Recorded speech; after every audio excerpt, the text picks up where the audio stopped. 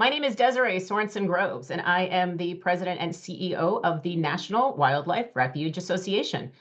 And our organization was formed 50 years ago this year by retired refuge professionals who thought there needed to be a voice for the refuge system. And to this day, we have retired refuge folks, people from the U.S. Fish and Wildlife Service and the Department of Interior, as well as Refuge Friends members on our board and our staff.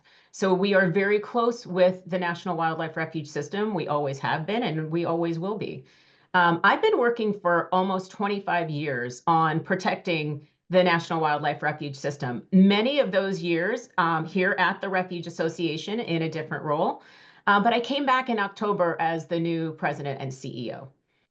So I'm really happy to be back. I love the refuge system, as I know so many of you all do as well. It's such an important thing to all of us, and something we care so much about. Next slide. So this State of the System report is to really give you guys an update on what's been going on in the refuge system.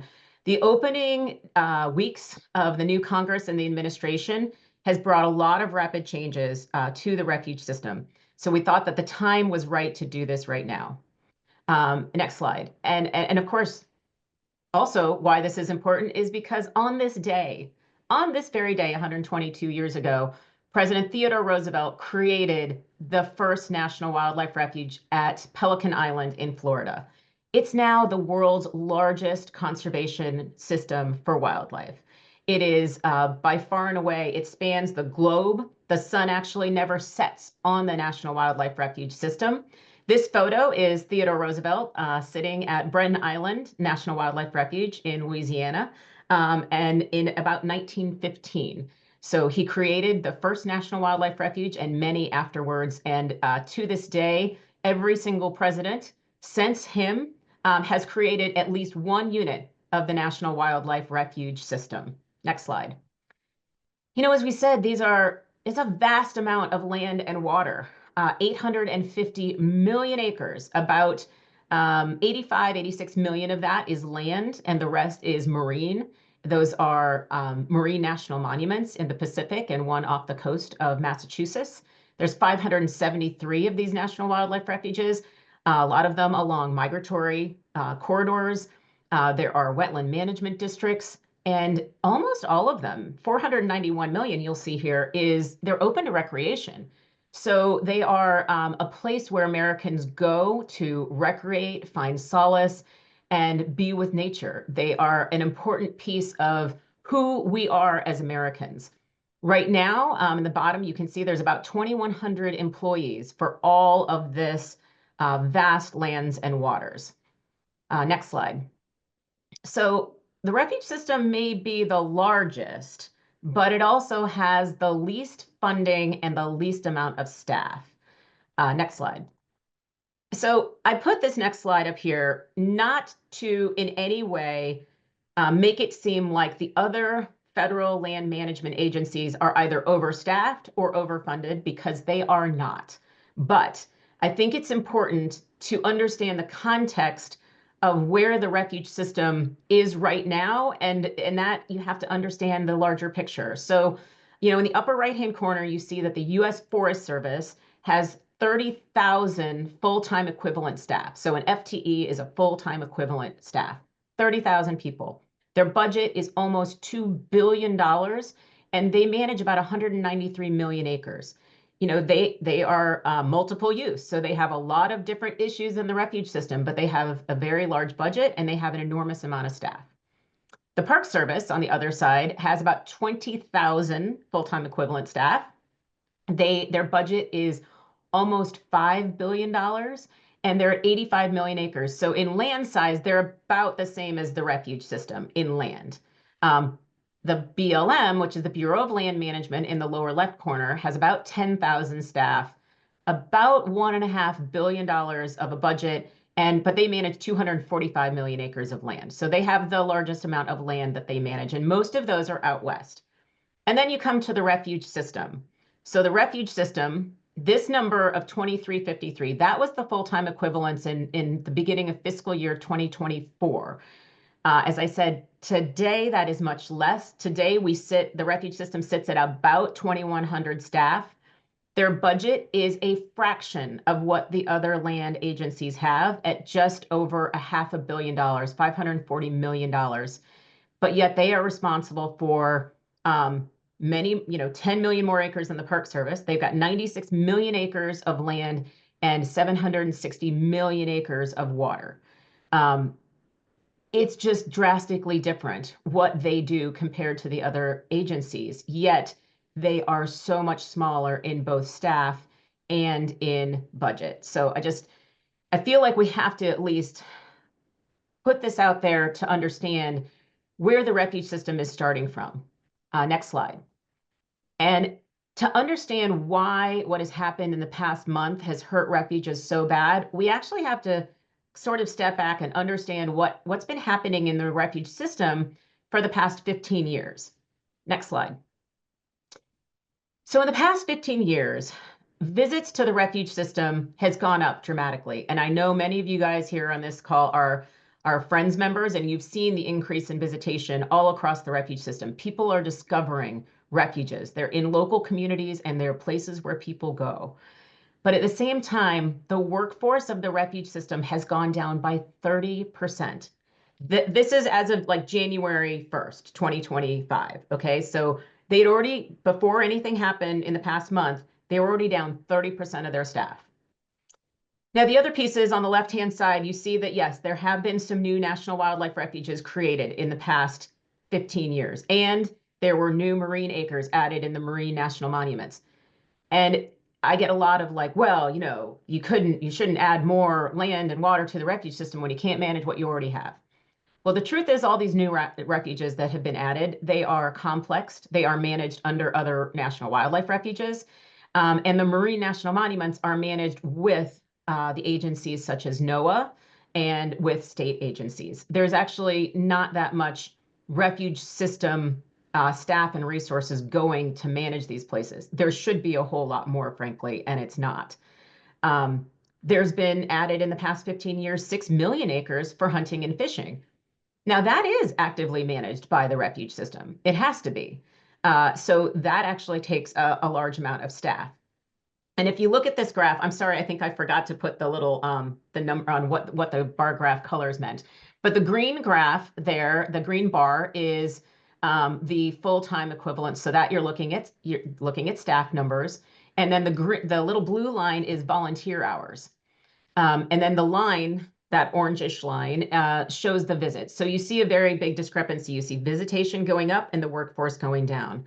The red bar that I put there is where we are today. So 2,100 staff in the refuge system as of today. So you see a pretty big decline, and this impacts everything the refuge system does. And next slide, we'll talk a little bit about budgets. Budgets have also gone. It looks like when you look at this graph, it looks like the refuge system budget has kind of gone up a little bit. Here's a way to look at it. In FY10, 2010, the budget of the refuge system was $502 million. Today, 15 years later, it is $527 million. That means that it's gone up by about $25 million in 15 years. But if you adjusted that number for inflation from 2010, it means that you would fund the refuge system today at $730 million. So that's a loss of purchasing power of over it's like $225 million. That has an enormous impact on every single thing the refuge system does.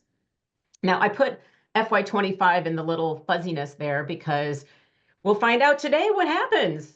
Is there going to be a budget? Is there not going to be a budget? I don't know. If the Senate votes on something while we're on this call, somebody can put it in the chat. We'll see. They're supposed to be voting today. But if we went even if in FY26, what Congress is going to be looking at in the immediate couple months, just to keep pace with inflation, to go back to what it was in fiscal year 10, that would be the number that it would need to be.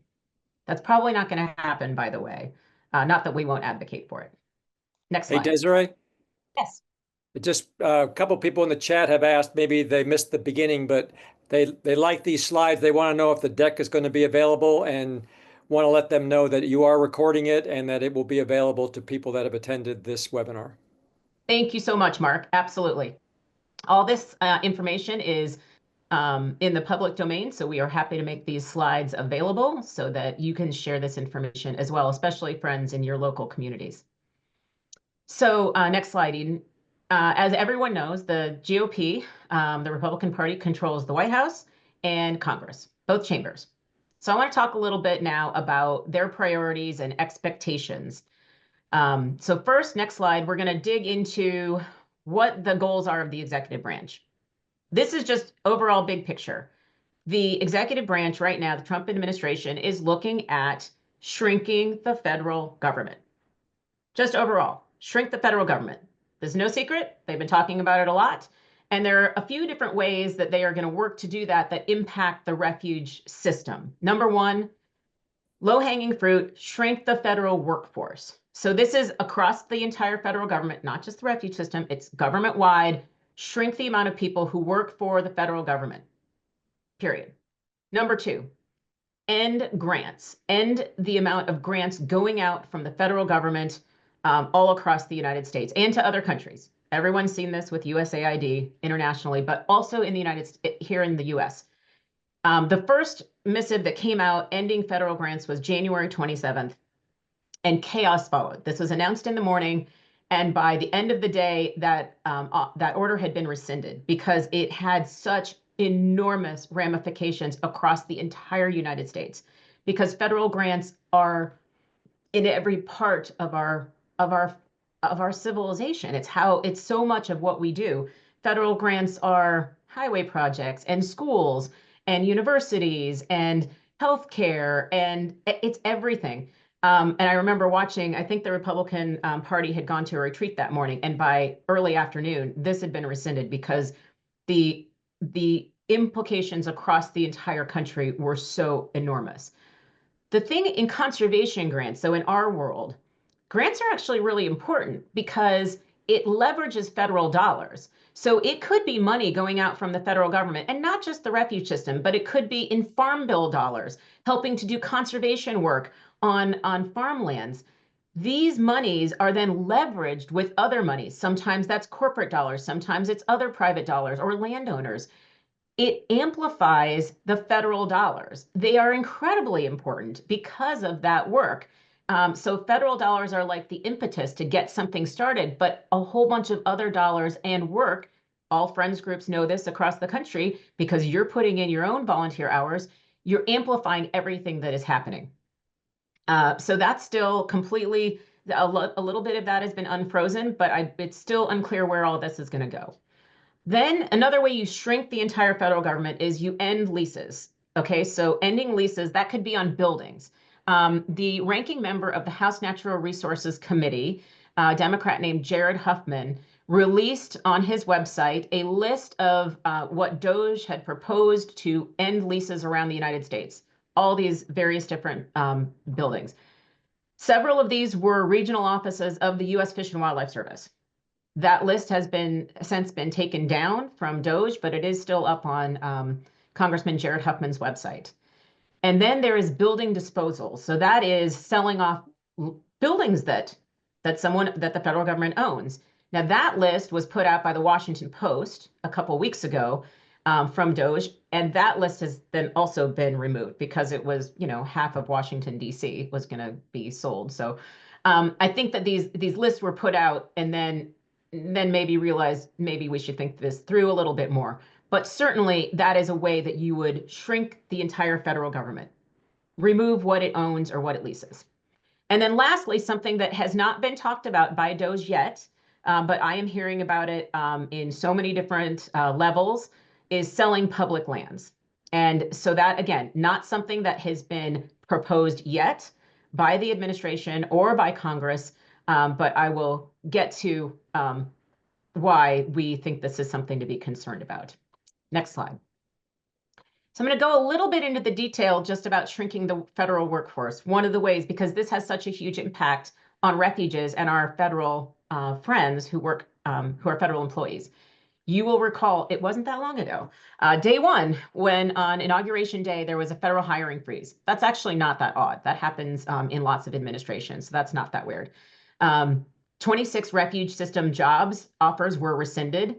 That's a big deal because, again, there's 2,100 people now in the refuge system. So 26 people doesn't seem like a lot unless you're at a refuge with 2 people and you were going to finally get someone to fill a position. And then, nope, that offer had to get rescinded. So that's why that was such a big deal. And then seasonal jobs were frozen. So these were interns, people who do fire or seasonal biological work, which is so, so, so important.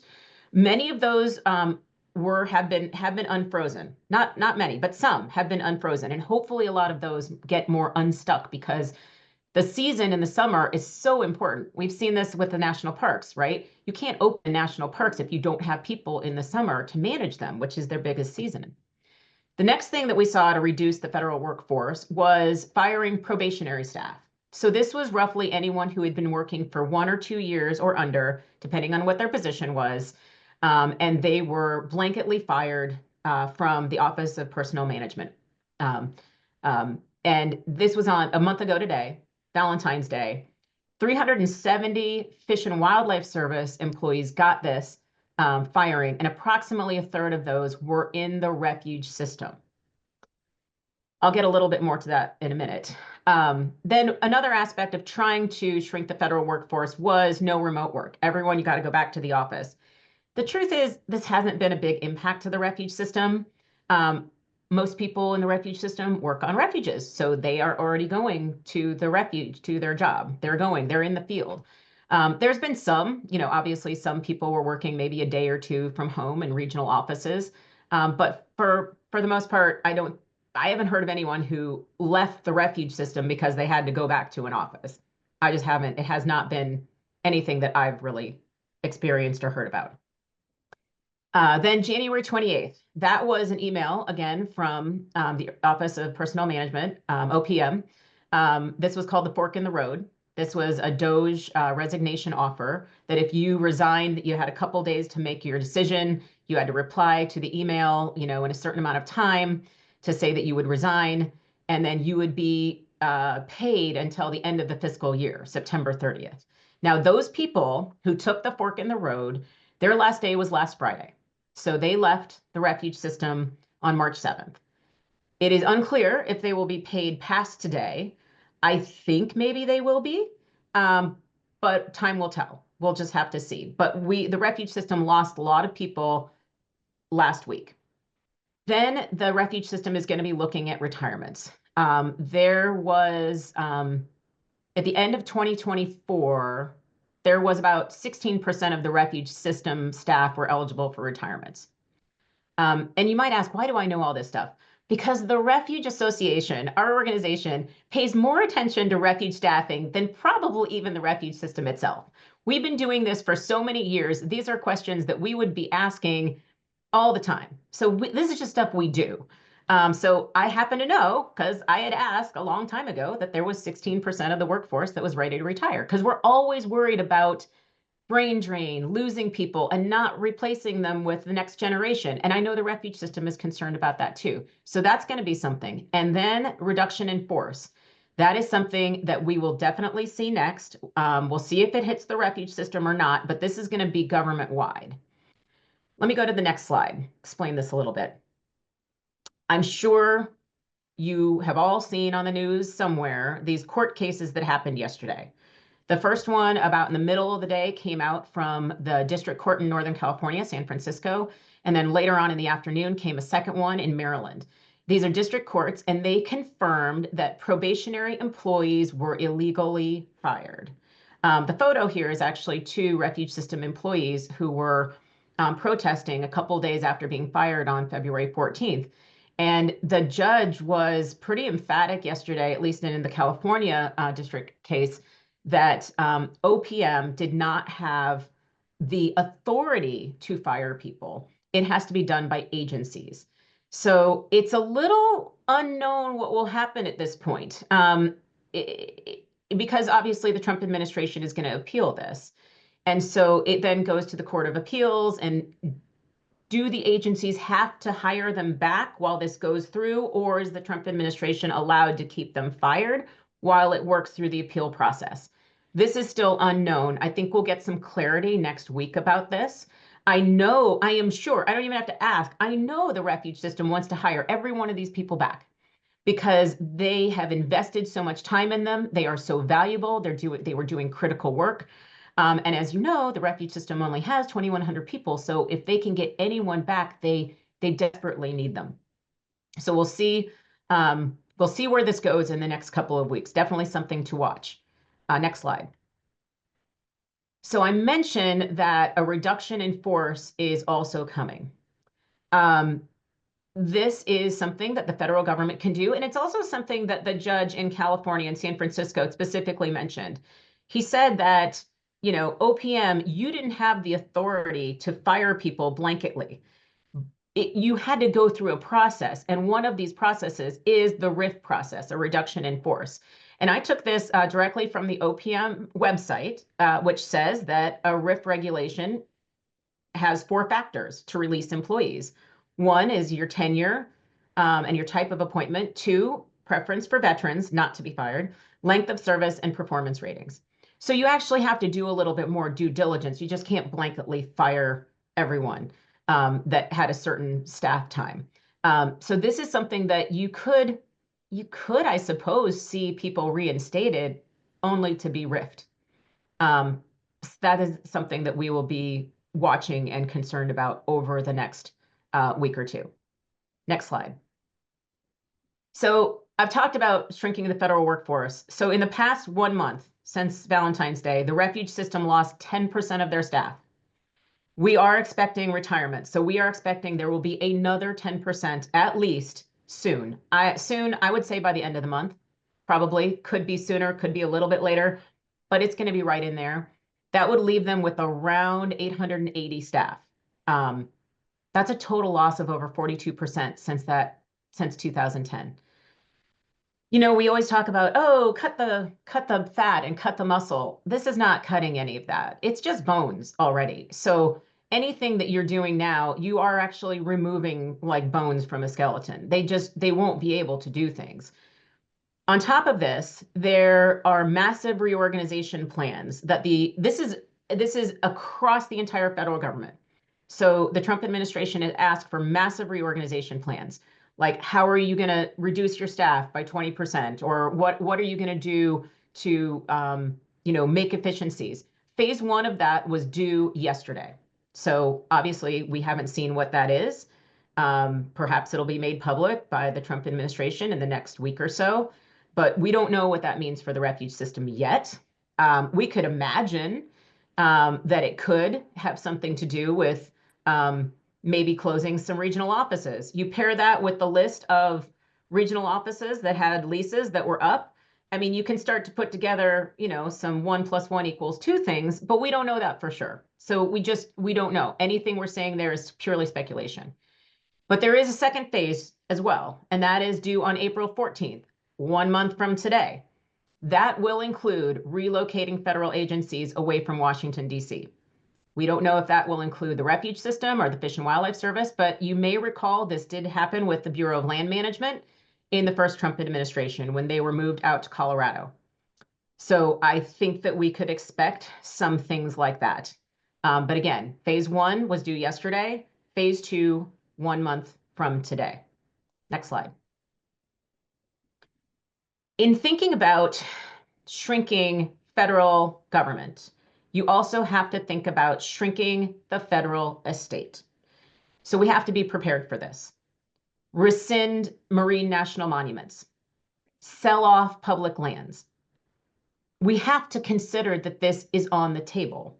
Again, we have not seen anyone say it from the Trump administration or DOJ yet. However, we have seen it in Project 2025. It was a clear goal in the Project 2025, which we know that a lot of the Trump administration has followed. And so we have to at least be prepared for this. To sell public lands, you can't just go and put them for sale. It has to go through Congress. However, you could go through Congress And it could be used as a way during the budget reconciliation process to actually generate revenue. So it's something that we need to be concerned about. Next slide. Another thing that I can't imagine will not be on the table either is that we would open all federal lands to oil and gas, mineral extraction. I'm talking all national parks, all national wildlife refuges, all Forest Service lands, all BLM if it's not already. This photo right here is taken at the Hagerman National Wildlife Refuge in Texas. There are refuges that have oil and gas extraction on them already. Most of these cases are where, when the refuge was created, the subsurface mineral rights did not transfer at the same time. It was probably due to cost. It was probably that the federal government couldn't afford to also purchase the mineral rights, so they didn't.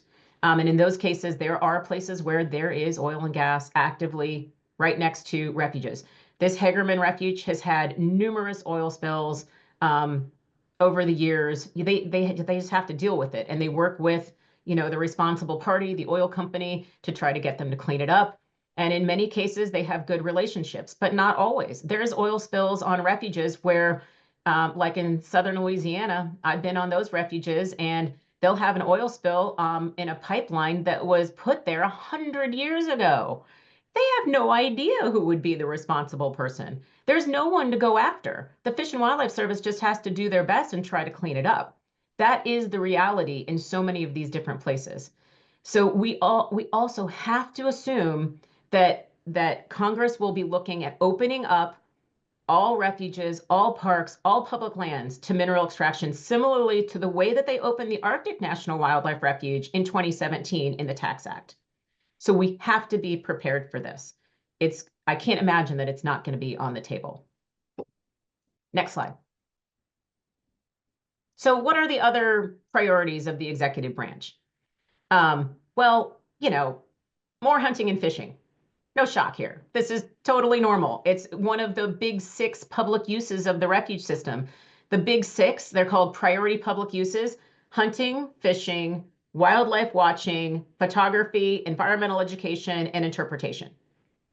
This is nothing shocking. Again, and on that slide, a few slides back, I showed you how so many more acres of hunting and fishing acres have come open. And every administration does this. Every single administration adds new hunt fish opportunities annually. So again, nothing shocking. DOJ, oversight. So oversight at Department of Interior. What I'm reporting here is in the public. It's been reported by Politico and other papers. There are 3 people at DOJ that I am at least aware of. Stephanie Holmes, she's a Chief Human Capital Officer.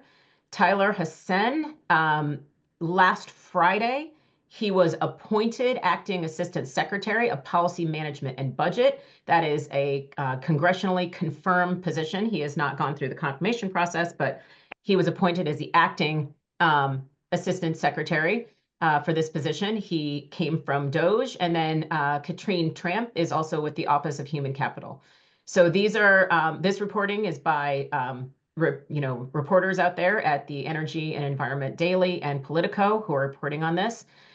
I know that likely targets are obviously going to be the Endangered Species Act, oil and gas permitting, migratory bird take. We saw that earlier this week, where the administration went back to the first Trump administration's interpretation of the Migratory Bird Treaty Act.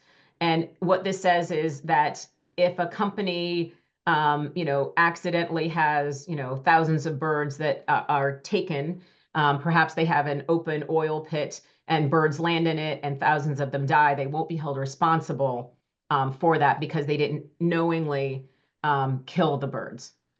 So that's a different interpretation than every other president has had, but that's what they've done. Other targets, it's really unclear, like the Urban Refuge Program, unclear where that will fall, but we'll be watching. Next slide. So the reality is there's very little oversight or pushback from the entire legislative branch on these executive actions. And I have to say, this is also nothing new. If any of you guys, especially in the Friends community, you've probably been listening to me rant for 20 years about how the legislative branch has been abrogating their responsibility to the executive branch. Both parties, and especially if the parties in Congress, if they're in control and they also control the White House, they tend to give the White House, their president, more executive power. So this has been going on for a long time. But I think what we're seeing right now is a different level of a lack of oversight from the legislative branch. I hope, my personal hope as an American, is that they rethink this and actually become a third branch of government and have oversight of the executive branch. That's me personally. The next slide. So the legislative branch, what are they doing? Well, they are looking at what's called budget reconciliation. They're debating whether there's one or two bills. You may have seen, it was a couple weeks ago, the House passed one big, beautiful bill that would do both. And then it goes to the Senate, and the Senate is determining whether they will do one or two bills. Budget reconciliation, it starts with a budget blueprint, and they send it to committees, and committees have to come up with savings. It has to either generate money or spend money. So that's one big thing, and that's where we could see lands open for oil and gas extraction. And then there's the appropriations. I think we will be seeing massive funding cuts in FY26. Now, FY25, which you'll recall started on October 1st, that this continuing resolution ends today. So they have until midnight, the Senate does, to pass the continuing resolution at current levels or shut down the government. I have no crystal ball, so I do not know what is going to happen today. We will see. I think that there are concerns on many sides about closing the government. And there are concerns, I know, from at least Democrats who say you are giving then the Trump administration more of an opportunity to not fund things with no oversight. So there's a lot of, there's no easy answer, but I think most folks are like shutting down the government, not the greatest thing to do. So FY26, Congress will be working through both the budget reconciliation process and appropriations. So you'll be seeing a lot more from us over in the next months about this. Next slide. So what's happening in the refuge system? You guys who work with folks in the field, you know this. Staff are anxious, they're afraid. If they aren't let go by the administration over perceived bias, and that has happened. The person that I mentioned last Friday, he was the acting head of the policy management budget. He was let go because he was trying to protect programs too much. So he was let go and a Doge person was put in. He was a Trump person, by the way, and he was let go because he was trying to protect programs of the Department of Interior. There could be this rift that we talked about. And then there are buyouts, pressure to retire. But there's really a big feeling from a lot of staff that I've spoken to that they're not valued by the American people, that the American people don't see why their jobs and what they do is important. And of course, we don't feel like that at all. Next slide. The reality is, as I think I've shown you, the refuge system is not a bloated bureaucracy. They have been doing more for less for years. And they do it because they believe so strongly in the mission of the refuge system. They believe so strongly in the United States and what they do and our conservation mission as a country. And now they're facing censure and ridicule, and they're confused because they're being vilified for doing their jobs. And so I thought next we'd turn over and do a couple examples on the ground. I'm going to turn it over to Mark Musaeus to walk us through a couple of examples of some biologist work and examples, and I'm going to turn it over to Joan as well. So Mark, let me turn it over to you, and we'll go to the next slide. Thanks, Desiree.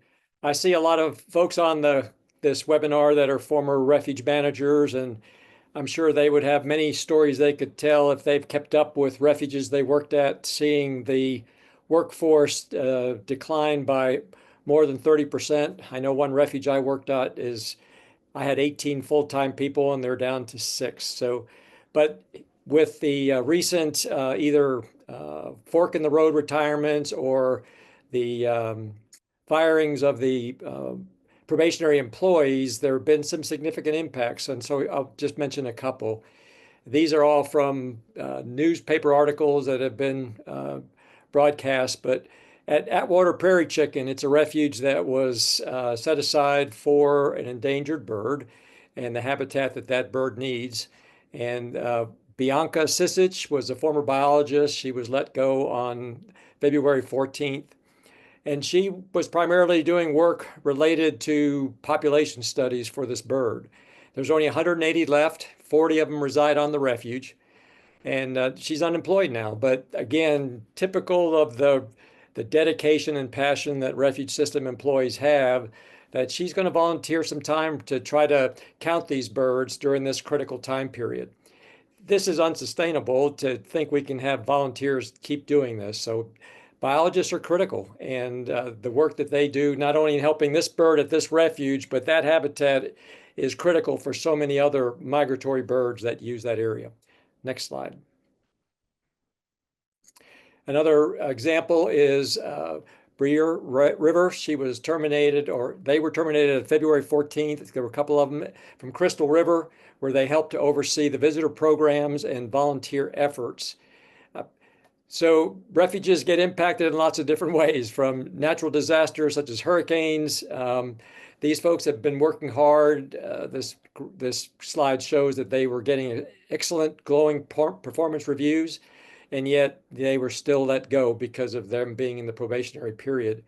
And we wanted to show this slide just to show why it's so important to have people on the ground on these refuges. So this is Crystal River. This is an area that is a huge attraction to manatees during the wintertime. You may have 400 or 500 manatees come into this one little basin, but we allow public use to come in there, but it has to be monitored. And during certain temperature gradients, they have to close that down to public use just to be able to allow for protection of the manatees. But if you have no staff there, you could see how this could even be exponentially increased in terms of public activity, which would be detrimental to the manatees. And I don't have a slide for it, but just one thing I wanted to share was that we've mentioned that the refuge system has already lost 30% of its staffing across the refuge system. In some places, that means there's no staff left at a refuge and it's being managed under a complex. So the Fish and Wildlife Service, the refuge system, has gotten very efficient, and they've created teams, maintenance action teams or invasive species strike teams. And now with the funding that came from the Great American Outdoors Act to tackle the deficiency, and especially in recreational facilities for the public to visit, they've created these action teams. And so you have one person, maybe they're at a refuge, but they're part of a team, and they may be gone for 2 weeks going to a series of other refuges to try to help fight invasive species or do some maintenance work. And several of those employees have been lost through the probationary firing. So I'm real concerned that what was a pretty effective tool through these various teams now is even going to be hampered that much more. You know, funding's available, but there's no staff to be able to do that. So I'll turn it back to you, Desiree. Thanks. Next slide. And so next I'm going to turn it over to Joan Patterson. Joan's on our board, but also she is with the Coalition of Refuge Friends and Advocates to give us another example.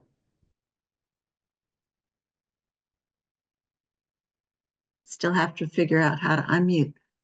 So thanks, Desiree. So I wanted to talk to you a little bit about the volunteers. And one of the things that we've recently seen is a number of visitor service specialists who are very often the volunteer coordinators at a refuge. Some have been let go. And it's not just that one person will be gone, but it's the volunteers that work with that person have the potential of no longer being able to get onto their refuge or be involved in their hatchery to do the work that they so passionately care about. Why? Because as Desiree said, they believe strongly in these places. And these volunteers can range in age from, hey, an elementary school kid all the way up to all of us retired folks. You know, and they're willing to give of their time, something that they can never get back.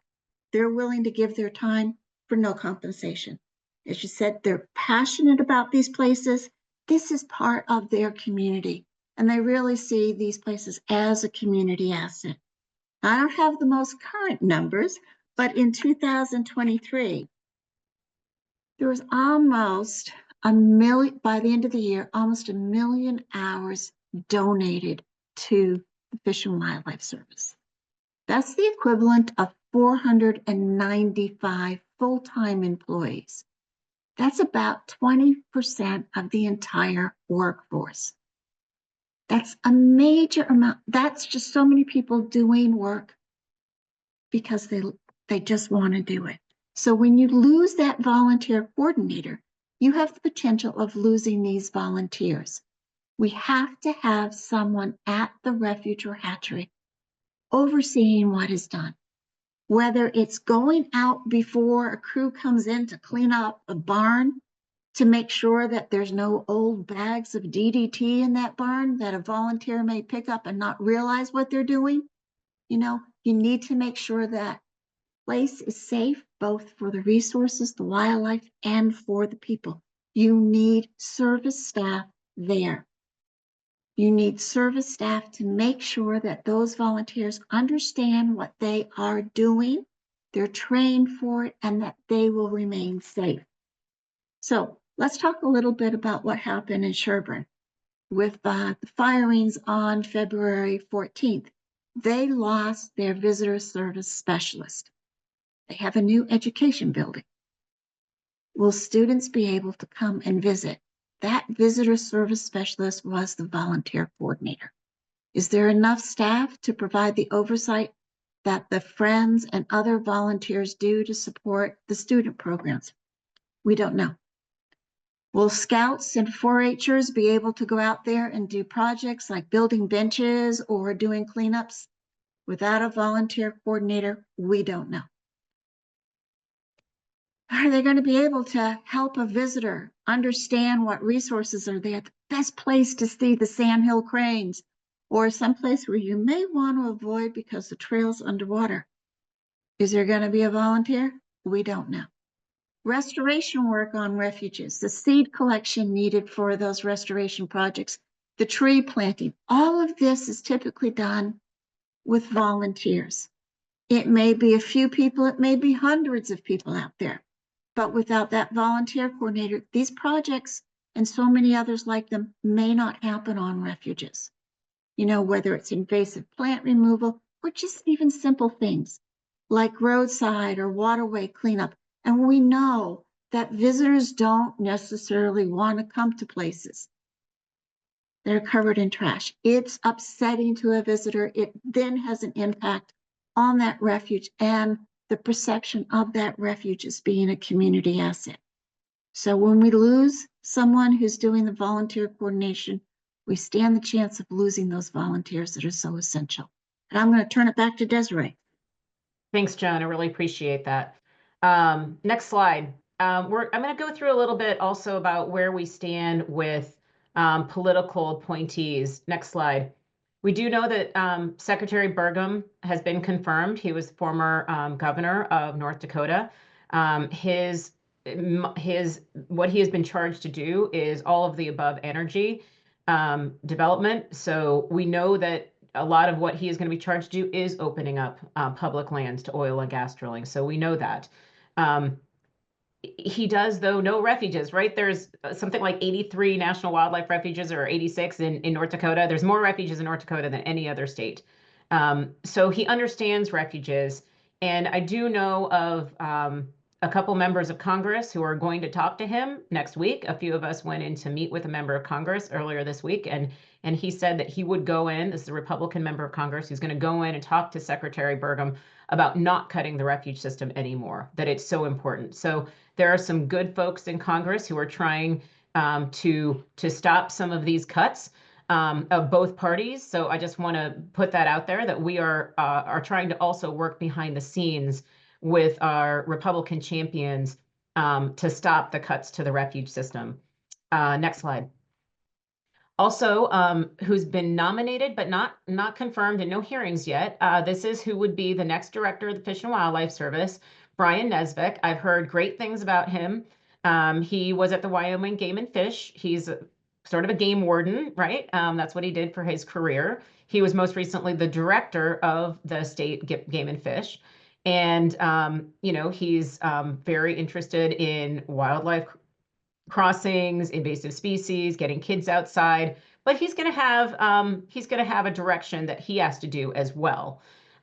It's unclear when those hearings would be. He has to go through the confirmation process. I can't imagine he wouldn't be confirmed, but I think that we would probably see maybe some confirmation hearings coming up in April. There's also, I don't have a photo of her, but Kate McGregor is up to be deputy secretary. She was in the Trump administration the first time. She would probably be the person charged most with sort of keeping all the trains running at the Department of Interior. So she would probably be through the nomination process first, and then you would get to Fish and Wildlife Service Director. So more to come. We'll let you guys know as that happens. Let's go 2 slides there, Eden. We want to go, what can you do as a refuge supporter?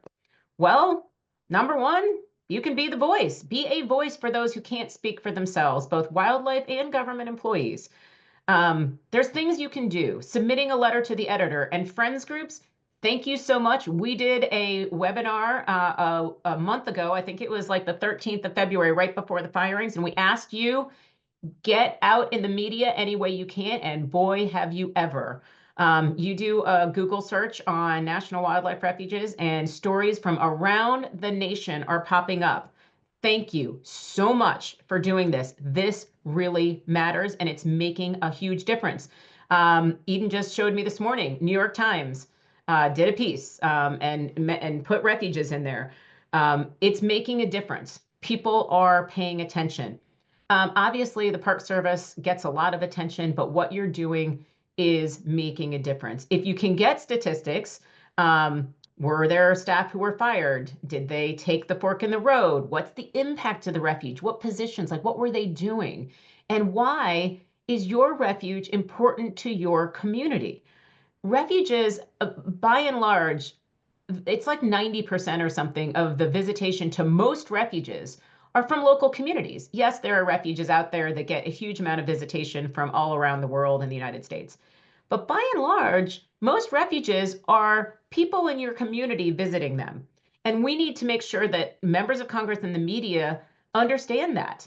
Next slide. Also, you can be a voice with your entire congressional delegation. We had a board meeting, and both Joan and Mark are on our board.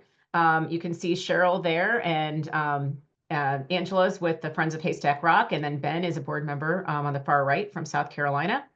And we met with Sherry Pingree, who's an appropriator from Maine, and that is not her, that's her staffer right there. But you can do this as well. You can meet with your senators, your US representative, and you can tell them as an American why this system of lands matters to you so much and your refuge. Public lands, and I'm talking all public lands, it is a core value of who we are as Americans. There is perhaps nothing more democratic than public lands. And we are all going to have to make sure that that is known to decision makers, that this is something that we will, if there are efforts to sell off public lands, we all have to stand together and say no, absolutely not.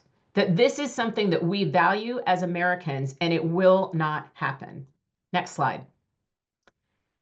Be a voice with your friends groups. So share with your both friends, small f friends and your big F friends, right? So share posts on social media with what's going on.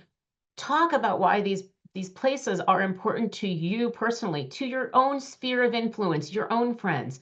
Take action on alerts that we do and those of other organizations. We are all in this together.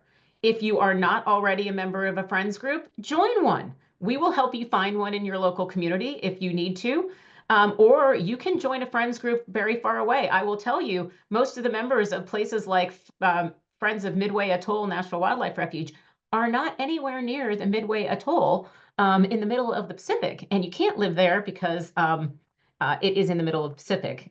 Well, I guess there's people who live there, but they work for the Fish and Wildlife Service or they help manage an emergency air landing. Volunteer at your refuge if you can. As we said, a lot of refuges are unable to accept this help, but ask and see if you can. They desperately need the help. Next slide. We hope that you will help us help the refuge system. Share our stories. Eden, her email address is right here. And she's the one who's been advancing the slides for me. Most of you guys, if you're in the Friends community, you've seen her and know her. It's really important for us to hear what is happening and then donate to us. We're a small nonprofit as well. We desperately need the help as well. If you can, small amounts, large amounts are better, of course, but donate to us. We are small but mighty. Your dollar goes a long way with us, the same way it does at the refuge system. And we put a QR code here if you want to. You can take your trusty phone and you take a photo of the QR code and it'll come up and pop up with a place that you can donate. And also Eden will put a link in there in the chat where you can also donate to us. We're a small nonprofit. We desperately need it, just like you all do too. And I want to leave you, we'll go to questions as well. And by the way, we will be able to stay on a little past. If you want to stay on, we'll be happy to stay on and answer questions. But next slide, I wanted to leave you with this graphic. We are all together, Refuge Strong. We are together, we are a community. We are people who understand what this means. It means that we are united. We believe in the refuge system. We believe in what the Blue Goose stands for.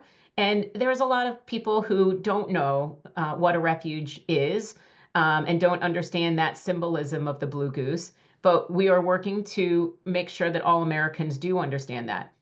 We are going to be working with Corfa to put out a line of merchandise that you can purchase.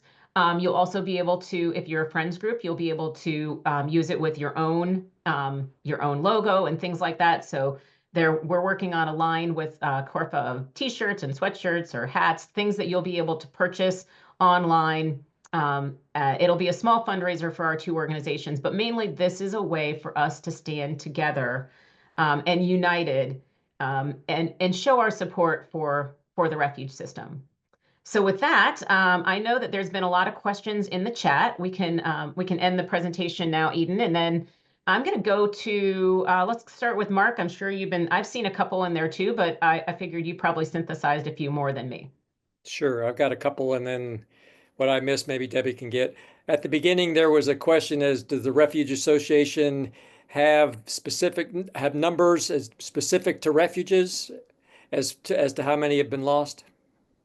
Do you mean like how many refuge staff have been lost? Correct. So could the answer is basically we don't have the information to tell you that at XYZ Refuge, we know they've lost X number of people in the last 2 weeks.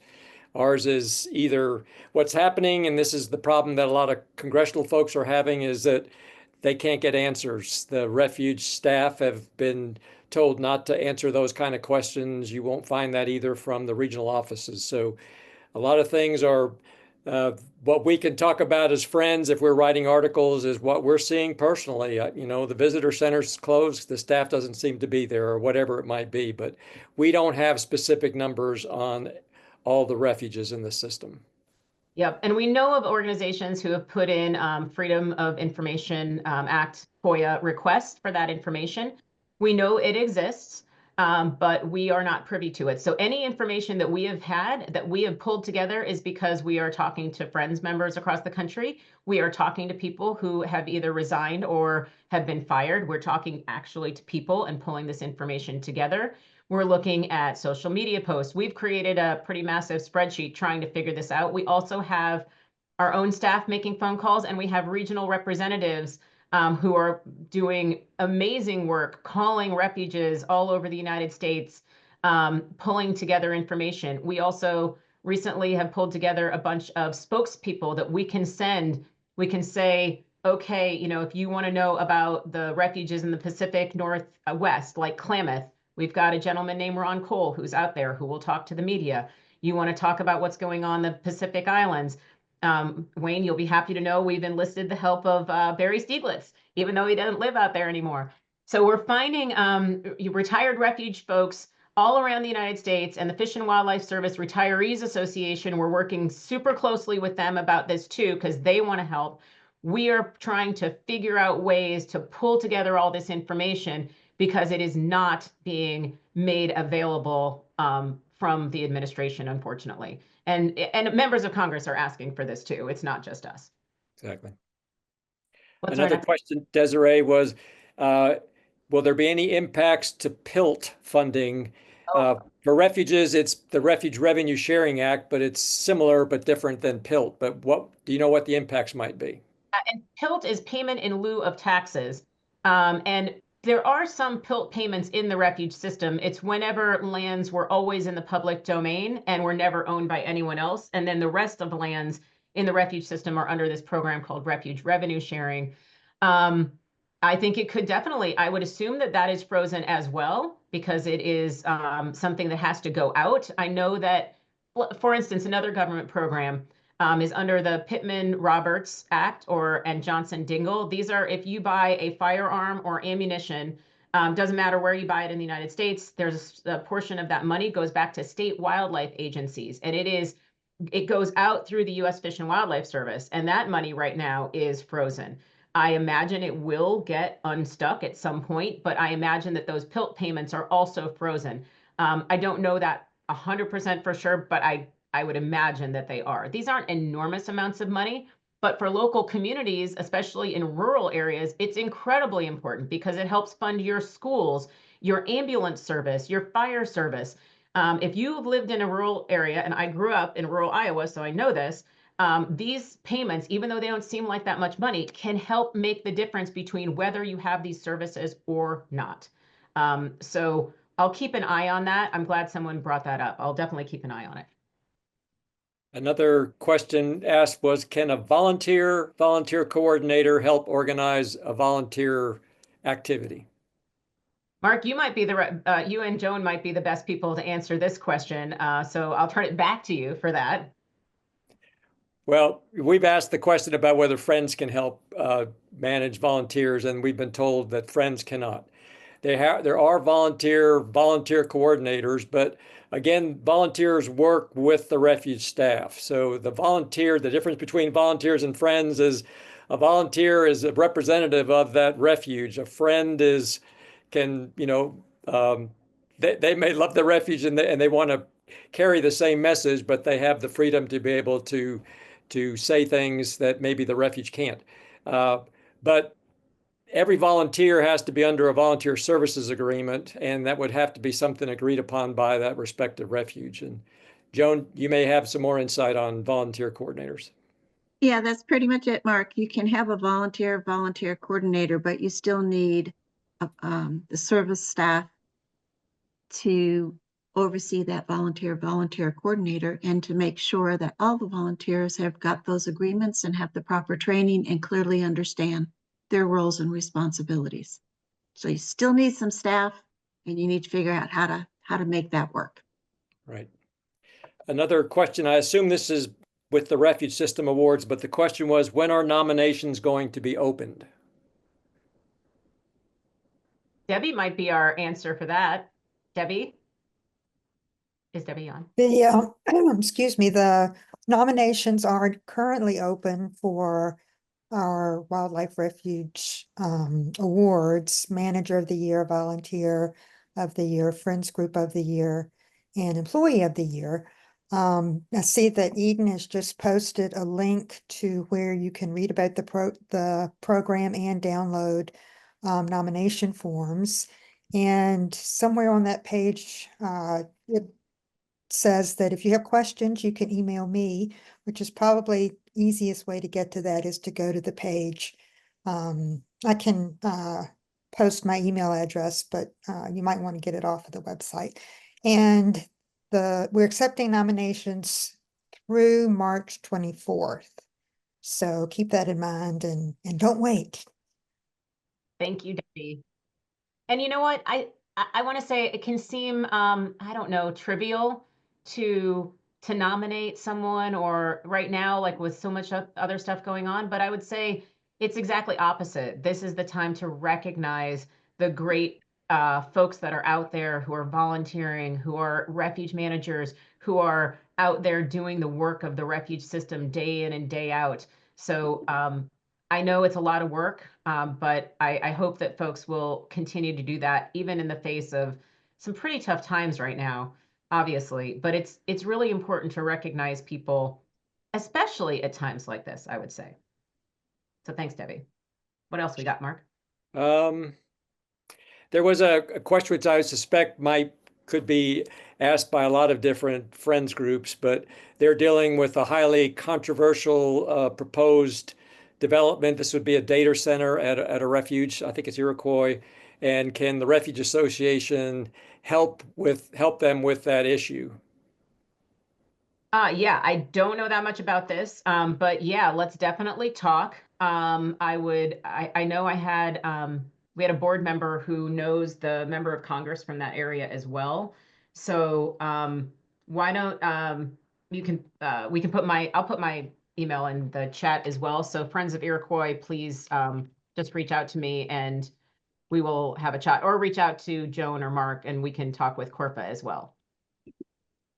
Yeah, and I would just add, we would love as a refuge association to be able to help every friends group with every issue, but we're so short-staffed as well that we have to kind of prioritize things where we have the ability. We'd love to be able to hire more part-time folks that can serve as regional representatives. But that's one reason why we continue to try to seek funding for our organization so that we can do more to support refuges, both individually and across the refuge system. Another question came up. I said, or it was a comment, but I think a question asking for confirmation is that you counseled Friends to work basically both sides of the aisle, to work with both Democrats and Republicans. Is that correct? Absolutely. I mean, it is more important now than ever to be bipartisan, or shall I say nonpartisan, because refuges aren't partisan issues. So, I mean, the truth is the Democrats aren't in power. So if you're not working with Republicans, it's going to be hard to move the needle right now. You definitely need to be weighing in with Republican members if you have them. And if you don't, you may look at, do you have friends in some places that do have Republican members? Because that's what's going to break the logjam of this right now. And the American people have to stand up.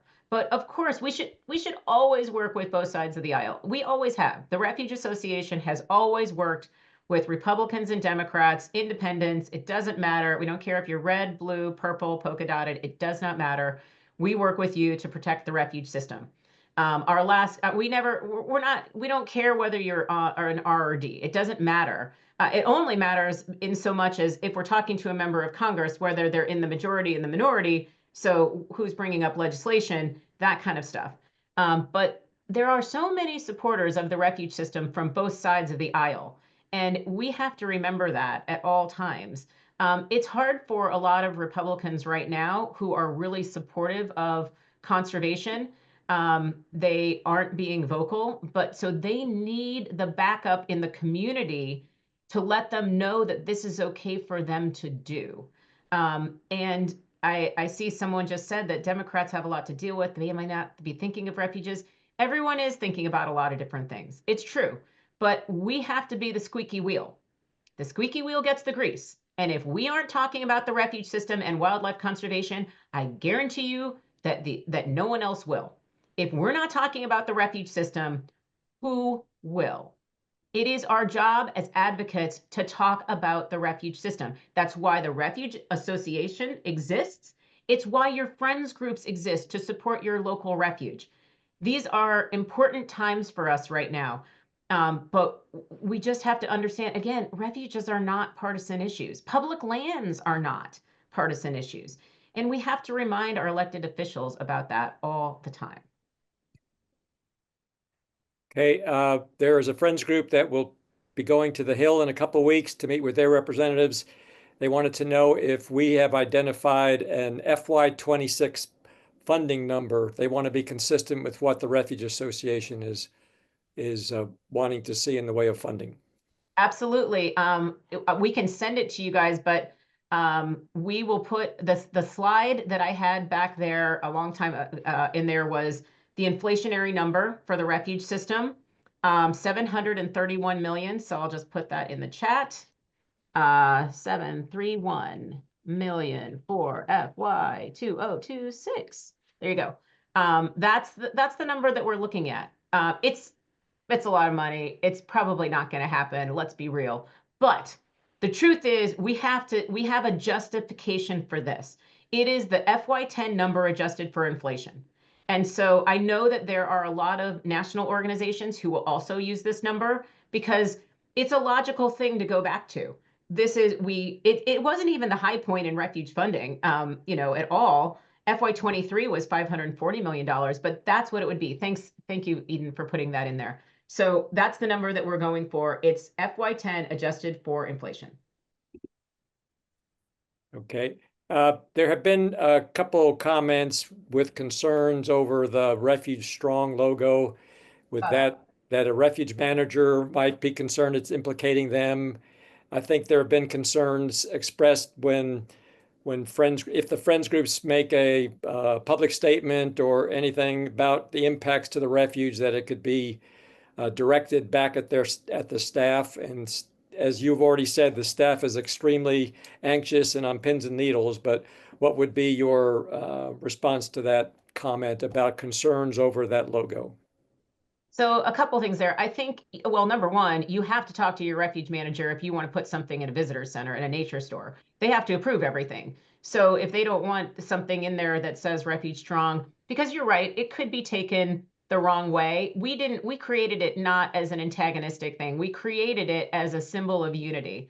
But if a refuge manager feels like it could be too controversial or something like that, that's their prerogative. They get to say that yes or no on what goes in a nature store. So obviously, if they don't want that to be in there, then it wouldn't be. You could sell that, though, separately on your website if you wanted to your own members. You could certainly do that. But again, I would talk to your refuge manager. And then, the idea, I think someone said that their refuge manager had asked them not to post a letter to the editor.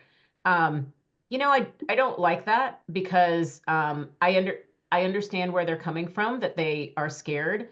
But again, if we don't stand up for the refuge system and our individual refuge, who do you think is going to? That is what I ask you. I will say I was at, there's a big conference called the North American Conference for Wildlife Conservation, and it's 90th year this year. And we had it in Louisville, Kentucky, and I was there. And there are some big national groups who are out there starting to really advocate for the refuge system. Delta Waterfowl is one of them, who is out there saying, what the heck is going on in the refuge system? This can't happen. So, but there are national organizations who are very concerned about what's happening in the refuge system, but who are being silent because they also have federal grants that they are concerned about. So this is the reality of where we are right now. But again, I would just say, if we don't stand up and speak out about our refuges, and then something happens to them, they're sold, or you have oil and gas on all of them, we have no one to blame but ourselves. So, I mean, I guess I would talk to the refuge manager about their concerns and see if you could come to a place that you could come to an agreement. I think even something pointing out how important your refuge is to your local community maybe that's the way to go. I guess ultimately, as a friends group, you're your own nonprofit, you're your own 501c3. You have to figure out whether if you would, I don't know whether you'd really want to go against your refuge manager if that's what they said, but I would try to talk to them honestly to try to come up with a positive way forward, because I just think it's that important right now for all of us to stand up and talk about the importance of the refuge system. And I see just said a manager said they are trying to lay low and not draw attention to themselves. If you think that AI by Doge is going to notice that you are laying low, you have another thing coming, let me tell you, because AI does not care that you are sitting low. These are computer generated programs that do not care that you are sitting low. And in fact, sitting low is great right now for getting cut.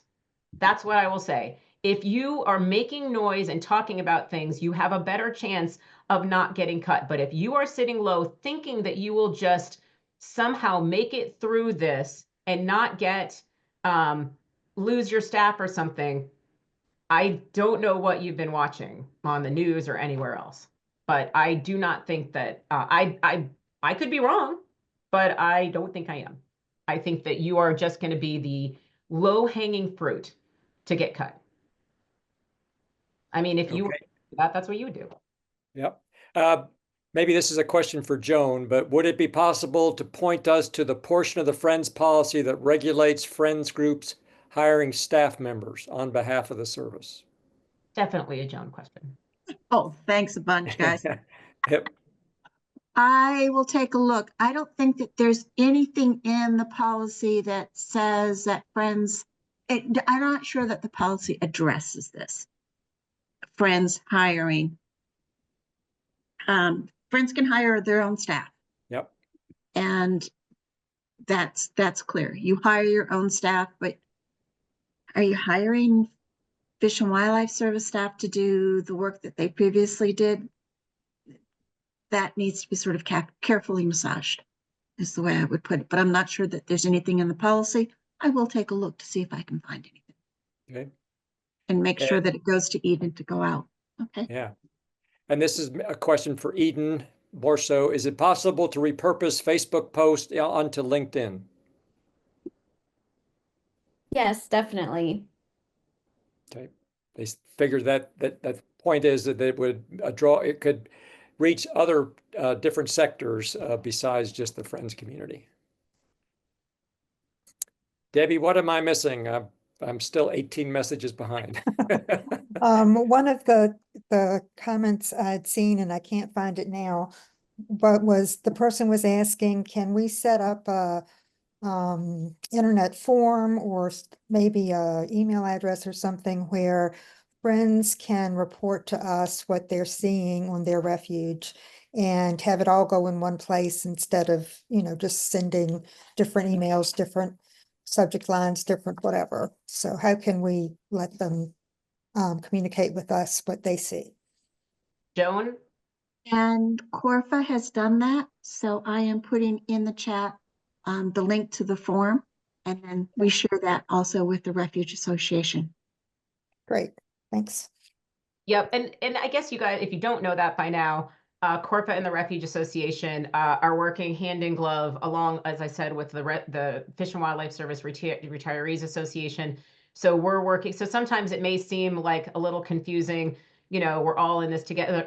That's because we're all in this together. And so just like wildlife don't see boundaries, we're to a certain degree not seeing boundaries here too. We are all in it working together on trying to figure that, and we're all small organizations, so we're pooling together our resources. So Corfa has a form, and then sharing that with us so that we can make sure that we've got up-to-date information, especially when we get calls from reporters and we don't know exactly what might be going on, on the ground in Kentucky. We've got to try to figure out what's going on so that we can tell a local reporter, what to do and how to get in touch with a local friends group, because the refuge staff can't talk to a reporter.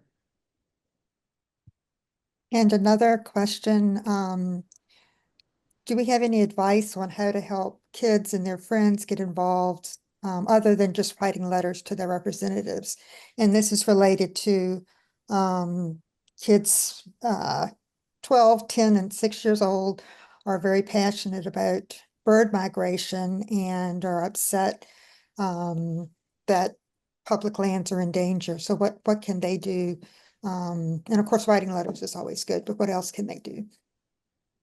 Well, I mean, I think, making, if they're really young, they could draw photos and that you could, draw pictures that you could send to your local media, your reporters or members of Congress, posted on social media.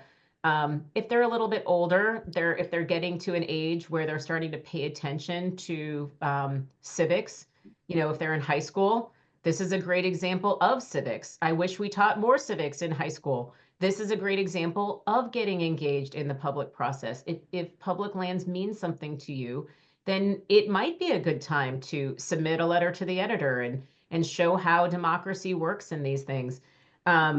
They could also volunteer at their local refuge. If they can accept volunteers, this is a great time to get dirty, get your fingers dirty, get your hands dirty, and actually get in there and do something that is actually helping your refuge there. Maybe help if it's a student, maybe help arrange a day to the refuge with your class. Get a whole bunch of kids to come out there, field trip, right? Out to the refuge. So many of your refuges do that anyway. There's so many different ways that they could be involved. Of course, you don't some kids or parents wouldn't want their kids to get involved in politics or something that could be deemed that way, but public lands are so important.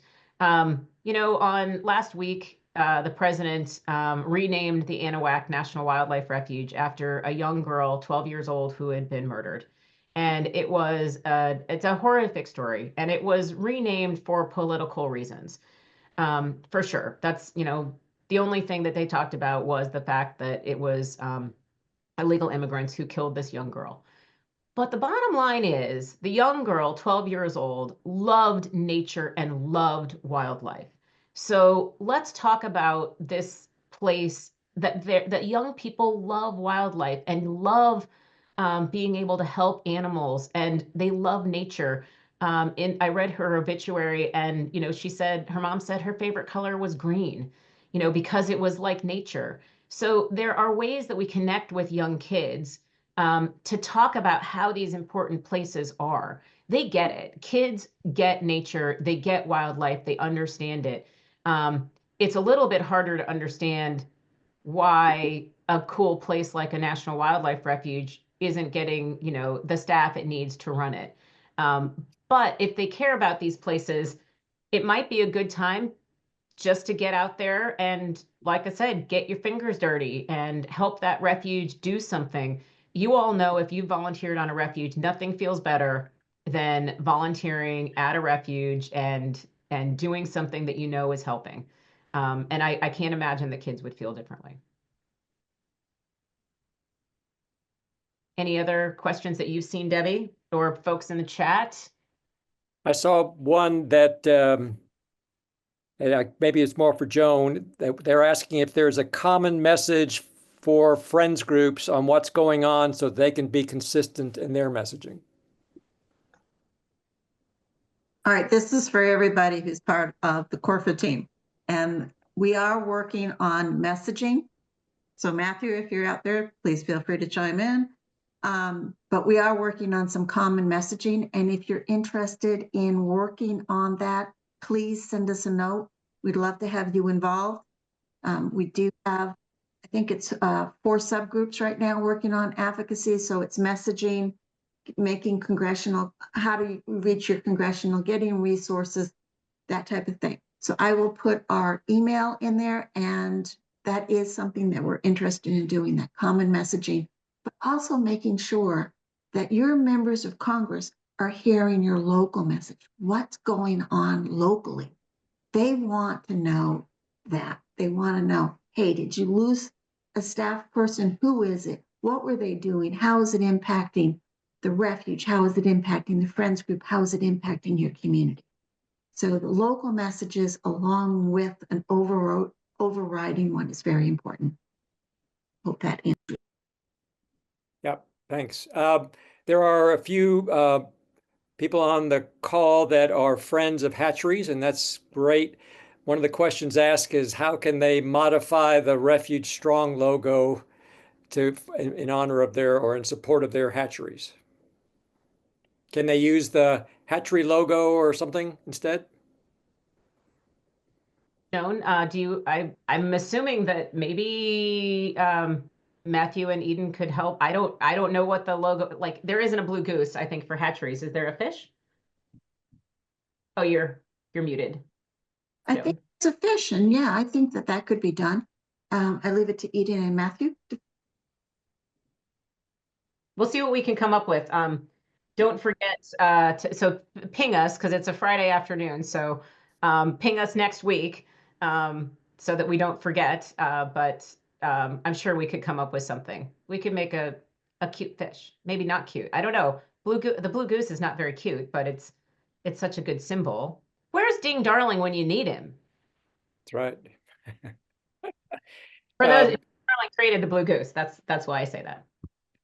Also a famous Iowan, just in case you were knowing, all of us famous people from Iowa. Yeah. Desiree, somebody posted a comment saying that with the freeze, so to speak, on station credit cards, they each have a dollar limit, that some of the friends groups are buying supplies to help them out. And the question was, when will the refuge get access to their budget after the CR? And of course, that's a loaded question, but I think there's two parts to it, but please feel free to answer. Well, I mean, I think from what I've been hearing from folks, yeah, the credit card issue is a big issue. It's a problem. From maybe not being able to fuel up vehicles to not being able to pump out the septic. I mean, it's just crazy. It is across the system. Originally, when this first happened, I think there were 8 credit cards across the whole Fish and Wildlife Service. That has gone up a bit. I do know that there's a few more across the entire Fish and Wildlife Service, but there's not enough credit cards to do all the various different things that needs to be done. I think that the service, I mean, Fish and Wildlife Service and the refuge system are working to get more of that to loosen up, get more, shall we say, exemptions, because it is such a critical way that work is being done. So I do know that people at the refuge system and Fish and Wildlife Service are trying to figure out ways to do that. But in the meantime, as I think Tom Worthington put it in here, that friends are trying to perhaps help in some basic things in the meantime. Obviously, I doubt you'll get reimbursed for those things, but as a friends group, if you guys can help in certain things like that, I'm sure that would make sense. It's certainly within your mission of your organization to do that. But I don't know that there will be, I don't see that there's going to be like all credit cards are going to get reinstated across the whole, federal government. I just don't see that happening. But I think that it may take some time, but there will be something that makes more sense than just cutting them all off. Unfortunately, the way that this is going is you shut off everything first, and then you try to fix it later instead of trying to gradually fix something that is broken. I think that across the entire federal government, there's probably a lot of things that are wrong with the credit card system, and there's been some bad actors, but that doesn't mean that they're in the refuge system. I mean, I think the examples I saw were in completely different agencies that have nothing to do with wildlife conservation. So I hope that I think it's going to get probably a little bit worse before it gets better, but just work with your refuge manager, and they work with the regional office to try to make sure that the things that have to get done are getting done and get those exemptions as they are needed. I know, Mark, if you have more or Tom Worthington, you're on, or anyone else. Well, Tom mentioned that there are potentially some cases where management is choosing not to accept the assistance in order to demonstrate the impact of the budget cutting decision. And that's probably a big question for all of us as friends, is how we can help and yet not send the message that friends can take care of everything. This is a short-term help, but it's not sustainable long-term. We need refuge staff to be able to manage operations, but you can see Tom's comment there. Debbie, any other ones that I've missed in the last couple minutes? Not that I've seen. All right. Well, thank you all for being on here again. A lot of you guys were friends groups in our last one. We're all in this together. We're taking it day by day, everything that happens. Friday afternoons, I'm usually looking out for some big, shoe to drop. Hopefully there won't be one today.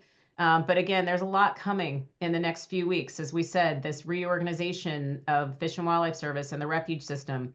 And then next month, a whole nother phase 2. So we're going to be a lot of fast moving things, and we'll try to stay ahead of that as much as we can. If we need to do another webinar with Friends and Corfa, like we did last month, we'll do another one and try to keep you all informed as much as we can. we know a lot, but we don't know everything. So, and if you have questions that we didn't get answered here, feel free to give us shoot us an email, and we'll see what we can do. Happy birthday, National Wildlife Refuge System today. If you please, if you get a chance, email or call your refuge staff. Tell them how much you appreciate them. Tell them how much that you appreciate them as government employees. Of what they do, and that they do their work. They're dedicated federal employees. You know, there was a saying, good enough for government work. And years ago, that meant something really different than it does now. It meant that that work is good enough for government work. So it's the best. And the refuge system employees are emblematic of that their work that they do is good enough for government work because it's the best. So I encourage you to let them know. Keep giving them that, you know, pat on the back, the attaboys, the attagirls, and, you know, cupcakes don't hurt. Let's be real. They're food driven, just like all of us. So thank you all for joining us. Really appreciate all you're doing. And thanks again for all you folks, especially out of Midway. I will get in touch with you about Johnston Atoll. I saw that in the chat. More to come on that. I do know what's happening, so I will chat with you and I'll shoot you an email. Thank you guys. Have a great weekend. Happy birthday, Refuge System.